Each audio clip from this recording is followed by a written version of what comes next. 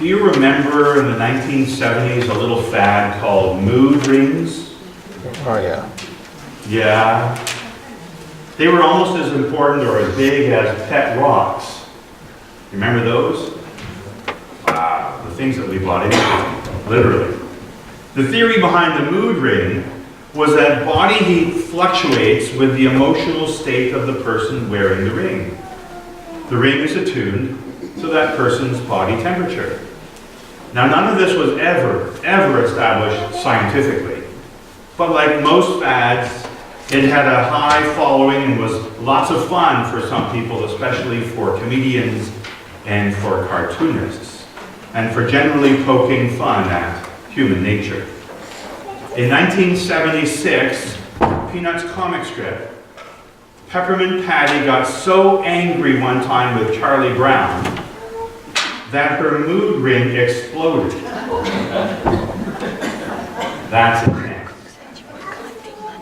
Another true story, a man decided to buy his wife a mood ring for her birthday to try and help him understand where she was at during the course of the day or when he got home, whenever, so that he could look at the mood ring and he'd be able to tell how she was. And it worked great when she was happy. It turned a lovely shade of green. But then when her mood changed and she was angry, it left a bright red mark on his forehead, and she said, maybe he would buy me a diamond ring next time. Everybody gets in a bad mood now and again. Is that true? Raise your hands if that's true, please. Yeah. Some of our moods, some of those moods, however, if they're not controlled, can lead to some pretty bad things happening. Do you remember the name Timothy McVeigh? Timothy McVeigh, an American, was explaining why he bombed the federal building in Oklahoma City. Oh, yeah. He said he was angry with the government over the way that they had handled the Branch Davidian crisis in Waco, Texas in 1993. And that's all he could think about doing. And he blew up the building and killed over 100 innocent men, women, and children. His angry response. All of us, at some time or another, experience anger, resentment, hostility, and even rage. How many of you, when you woke up this morning and looked outside, were annoyed or angered that you had to go and clean the car and maybe even shovel? Well, I haven't even yet apologized to my wife, so here I am officially before you. She was getting ready to walk the dog. I'm outside ready to shovel, and I know it's too much for me to shovel with my knee. So I go in the garage to get my snowblower out, and I can't, because we backed the van and the car in too close and couldn't get it out of the garage, and I got royally upset. Sorry, dear.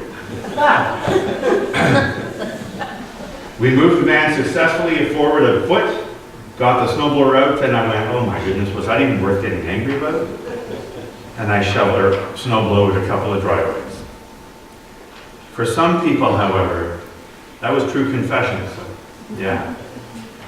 For some people, anger is a really big issue in their lives, causing us to more than once in a blue moon lash out at our family members, our close friends, neighbors, anybody that crosses our path. We unleash it on the road on our way to wherever we're going. We make ourselves and those around us miserable.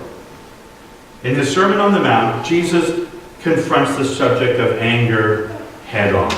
You have heard it said of old that you should not commit murder, for you will be subject to God's judgment. That's one of the big 10, the 10 Commandments, right?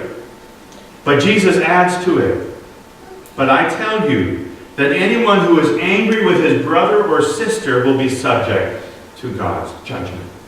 Huh? Wow. And again, anyone who says to a brother or sister, idiot, or in Aramaic, raka, will be answerable to the court. And anyone who calls anybody else a fool will be in danger of the fires of hell. Have we ever done those things? Thank you, Dan, for being honest. We have.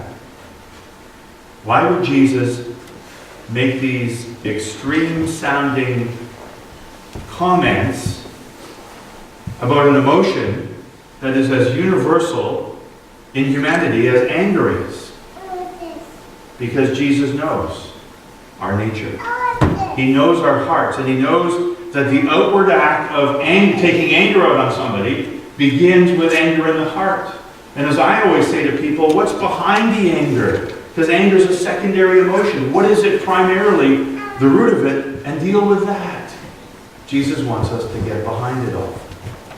So I believe that we need to give these words of our Savior our most prayerful consideration, especially today, given the increase in our society of people who are more quickly and feel more freely about lashing out at others, whether they know them or not.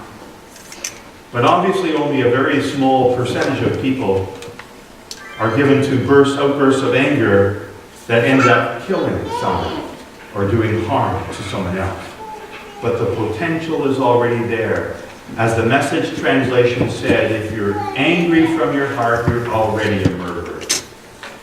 So we need to take Jesus seriously. That the heart of the problem is the human heart itself. If we're filled with hate and with anger, we are all potentially murderers. Dr. Redford Williams Jr. of Duke University reported a few years ago that anger and hostility are as harmful to the physical well-being of our bodies, especially our hearts, as smoking and high blood pressure are dangerous. At an American Heart Association seminar, Williams described research that he had conducted on hostility and anger as measured by the widely used Minnesota Multiphasic Personality Inventory. You ever heard of it? Neither had I. His study involved 255 physicians who took this test as medical students. And then he followed them over the next 25 years and continued to test them. And at the end of 25 years, he discovered that those who had scored originally in the top 50% of the hostility rate had experienced a death rate of 14%. Those who scored much lower on the test had only a 2.5% death rate. Heart disease that they died from was 5 times more common among the higher angered group of individuals. So we can ask, how do we deal with anger in a constructive way? What are some guidelines? Well, in the first place, we need to see and understand and accept that there are times when people ought to express, need to express in a healthy way their anger. There's something a lot of good, sweet, nice, decent people like us need to remember. When Jesus told us to turn the other cheek, he did not mean for us to become walking doormats. He certainly was no doormat himself. Remember how he drove the tax collectors out of the temple because they were desecrating God's place of worship? He was angry at those people who criticized him and judged him because he healed on the Sabbath day. In Mark chapter 5, the gospel writer used the word angry to describe how Jesus felt about the religious leaders who cared more about their rules of how to live than about the health and the well-being of people. And in Matthew 23, Jesus called the Pharisees blind fools in his condemnation of their behavior. There is a place for healthy expression of anger. The Apostle Paul tells us, in your anger, do not sin. There are times when properly expressing our anger is the right and needed thing to do. There's a lovely old story about a a Swami, a religious leader in India, who heard a story about a cobra snake that hung out on the pathway leading to a village and tried to bite people, every person as the person went by going to the village. So the Swami went and met with the cobra, and he entered into conversation, I have no clue how, entered into conversation with this cobra and convinced it, and it promised to never try to bite another human being again. A few weeks later, the Swami went back to the pathway on the way to the village to find out how the cobra was doing, and it was beaten up, it was battered and bruised and bleeding, and he said, "What happened?" And the cobra began to cry and said to him, "Well, you made me promise never to bite people, and ever since then, I've been picked on and abused, and especially by the kids in the village. They just take me and they throw me and they beat me, and here I am." And the Swami said to the cobra, "Well, yes, it's true, I made you promise to not bite people, but I didn't tell you you couldn't fix that." We need to rightly express our anger in the face of evil. Anger can be a great positive force for healthy change in life. Anger is only our enemy when we let it get out of control, or when we let it control us, or when it's linked to a specific group of people, or just one individual all the time. There are times when anger does need to be properly expressed. And just as importantly, Jesus says that our anger needs to be resolved at the first possible opportunity. Immediately after speaking those harsh judgments concerning anger, Jesus said, "Therefore, if you are offering your gift at the altar and there you remember that your brother has something against you, your brother is angry with you, leave your gift there and go and be reconciled to your brother." He also said to settle matters quickly with your enemy while you're on the way to court. Otherwise, it's not going to go very well for you. In other words, he's telling us anger needs to be resolved at the first possible opportunity. Why? Because anger can become most destructive when it's allowed to lie dormant and unspoken about for a long time, and then it festers like an infected wound and can take over the heart.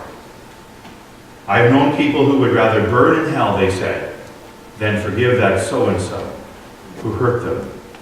And sometimes when I've asked, they can't even remember the specific situation or events that caused them to be so angry in the first place. When Emmy and I were getting married, the day of our wedding, at our reception afterwards, the time came for my now in-laws to be leaving, to go home. And so both of us went to speak to Emmy's parents. Her father I'd never seen her father so emotional. He was weeping, wanting me to make sure I took care of his baby. Emmy's mother, on the other hand, and Emmy's mother is, you gotta know, she's 4'11", feisty, petite lady. And with the severest look as only mother-in-laws can do to their beloved son-in-laws, I noticed I threw in the word beloved in there, as only they can do, she said, "Don't go to bed angry." And then they laughed. Beautiful words, actually. Incredibly wise words. Don't let the anger go down. Don't let the sun go down on your anger. It's good for every relationship in our lives. Do you know what one of my favorite, I've got a lot of favorite movies, but one of my favorite ones is? It's been on TV lately. Forrest Gump. Super successful movie that's been viewed by millions of people, and most of you can remember the line that says, "My mom had always said, life was like a box of chocolates. You never know what you're going to get." Remember that line? If you've seen that movie? But there's another line that's really important too, that's worth noting. The scene where Jenny returns to the old farmhouse where she grew up, now that her father has died. And Forrest is with her, and Jenny, in a fury of anger, picks up rock after rock after rock and throws it at the house. And then finally she's run out of her anger and out of her energy, and she collapses on the ground. And Forrest leans over to her and says, "Sometimes, I guess, there just aren't enough rocks." It's true. No matter what anyone has done to you, sometimes there just aren't enough rocks. That's when, before we start picking up the rocks, that's when we need to surrender. Not surrender to anger, but surrender our anger, our emotions, our hatred to God, and allow Him to replace those negative, destructive things, emotions, with His healing love and forgiveness. And that brings us to another truth from Jesus here in the Sermon on the Mount. Unresolved anger is a spiritual issue. Anger not only affects our health and our relationships with people in our lives, it affects our relationship with God.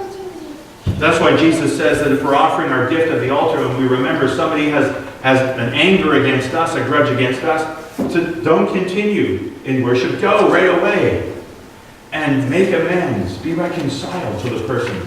Do everything you can to be reconciled to them. And then come back. Because only then, when we know we've done everything we can, whether the reconciliation has worked or not, then we can worship God in purity of heart. A heart full of anger. A heart that knows someone is really angry with you is a spiritual impediment. Some of you may remember the day in May of 1981. I know, going back a few years. When millions of people were watching the Pope, Pope John Paul II, and then he was shot by what was described as a Turkish terrorist named Mehmet Agca. Mehmet was arrested and sentenced to life in prison.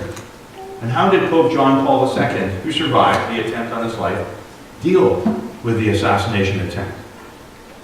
He dealt with it like a Christian. Christmas that year, he met with Mehmet in his prison cell to extend forgiveness and the offer of reconciliation in the name of Jesus. Did it make a difference? Do any of you remember it? It did. A year later, from prison, serving his life sentence, Mehmet announced that he is giving up all ways of terrorism, and starting right there in prison, he's going to work to be a man of peace and reconciliation because of the example in his life of Pope John Paul II. You have to wonder, what would our world be like if Christians, all Christians everywhere, lived like that? So what do you do with your anger? Slam doors? Not a good idea. Knocks things off the wall sometimes. What are you going to do with your anger? There's a wonderful book that's become popular in our world. It's called The Law of the Garbage Truck. How to respond to people who dump on you and how to stop dumping on others. It's a really long title, I know. 20 years ago, Dr. David Pauly, a keynote speaker and psychologist, narrowly escaped a life-threatening automobile accident when a car, without warning, smashed into the taxi that Dr. Pauly was riding in. The driver of the car, the other car, was definitely at fault, ran a red light. But he was shaking his fist and shouting obscenities at the taxi driver. The taxi driver simply waved and smiled and wished him a good day. Dr. Pauly was so impressed and asked why he did that. The taxi driver said, because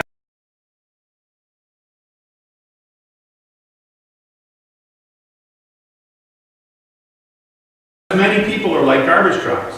They run around full of garbage. They keep collecting more and more garbage, full of frustration, full of anger, full of disappointment. And as their garbage piles up, they look for a place to dump it. And if you let them, they'll dump it on you. So when someone wants to dump on you, don't take it personally. Just smile and wave and wish them well and move on. Believe me, as a taxi driver, I know you'll be happy. Wow. Which would you rather be? Garbage truck? Or the one that the garbage truck dumps on? Kind of a tough question. Jesus' Sermon on the Mount, given in chapters 5 through 7, could be called, of Matthew's Gospel, could be called the lifestyle of the kingdom of heaven. It contains some pretty lofty, exalted expectations, the most radical ethical standards ever articulated for people. Paul urged Christians to be quick in settling problems, even before bedtime. It sounds like great advice when you're sitting here calm and cool and collected during a worship service, right? But when you get outside and somebody cuts you off on the roads, or in this weather they're driving 5 kilometers an hour and you think they should be doing at least 20, does it start to surface? The Sermon on the Mount seems to ask the impossible of us humans. We're told to forgive our enemies. How many times? 70 times 7. How many of us keep track, besides my mother? 70 times 7. Don't go there, okay? And if it wasn't bad enough not to commit a murder, now Jesus seems to be saying if you simply get angry, you might as well have murdered the person because you're equated with a murderer. We're told to turn the other cheek. We're commanded to be perfect, just as your Heavenly Father is perfect. It's as if Jesus has made what he came to fulfill, the law of God, even more impossible to keep, and then charged us to keep it. Philip Yancey, a Christian author, journalist in the States, wrote a book that is called The Jesus I Never Knew, and it helps here to understand this. The Sermon on the Mount is God's ideal plan towards which we should never stop striving. Our inability to live out this ideal means that all people, everybody, stands on the same level ground before God. Murderers and temper throwers, adulterers and lusters, thieves and coveters. Everybody stands on the same level ground before God. Because we do not measure up to these ideals, standards from God, we have nowhere else to turn but to the safety net of God's absolute grace. Any person who takes the Sermon on the Mount seriously is driven to our knees, crying out to God, Lord, be merciful to me, for I am a sinner. And this is where we encounter again and again and again the good news.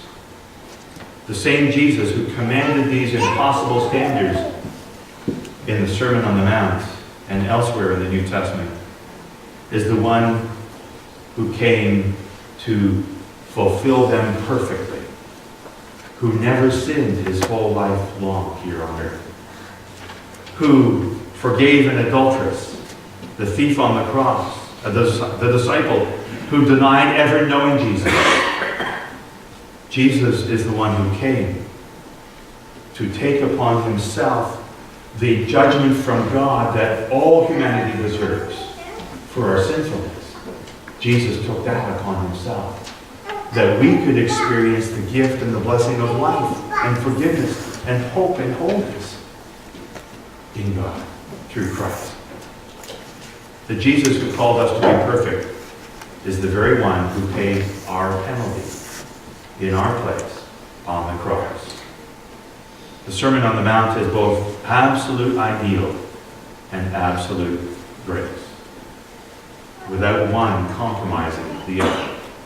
Only as we're healed by the grace of God and equipped by the Holy Spirit can we grow toward this ideal that Jesus reveals in the Sermon on the Mount and beyond. How are you going to deal with your anger? We all get angry from time to time. And please remember, as I have to remember too, that even when we give in to anger wrongly, who is there waiting to forgive and to wash us clean? None but Jesus himself. Thanks be to God, for we are his forgiven and free beloved children.